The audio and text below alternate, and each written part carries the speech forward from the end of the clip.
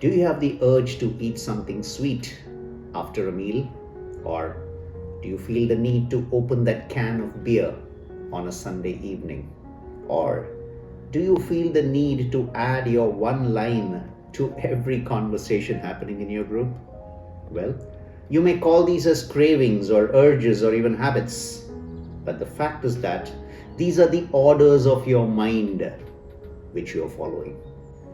There is this interesting story of a scientist called Pavlov who did this famous experiment.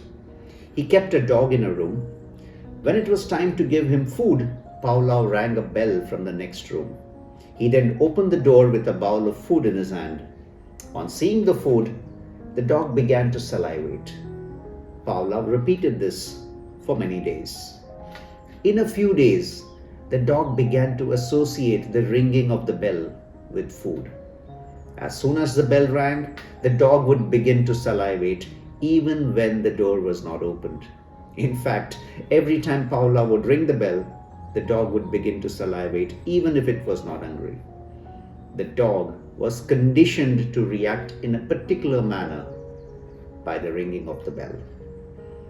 Friends, are you also conditioned? Well, do you get these thoughts? I have finished my meal, which means I need to have a sweet. Oh, it's a Sunday evening. I need to have a beer. People are having a discussion on something. I need to add my point of view.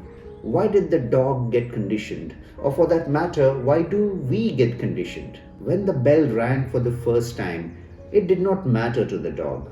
What mattered was the food. But slowly its brain began to see a pattern. And very soon an association was formed in its brain. Bell ringing is equal to food. Also, having the food was a happy moment for the dog. Normally, when dogs see food, their brain sends a signal and they salivate. It's their way of showing happiness. But in this dog, the bell ringing itself sent a signal to the brain and it began salivating. Our brain stores events in memory by creating associations. Sometime in the past, someone may have given you a sweet to eat after a meal. You ate it and felt happy. This was repeated a few times, and every time you felt happy, your mind began associating the eating of the sweet to happiness. So now two things have happened. As a matter of habit, your mind seeks a sweet after a meal.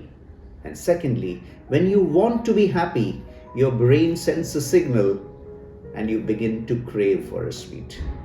Same thing with the beer on a Sunday evening.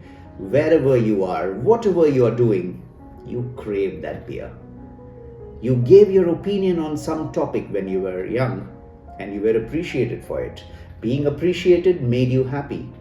Your mind formed the association that if you always give your point of view, you will be appreciated.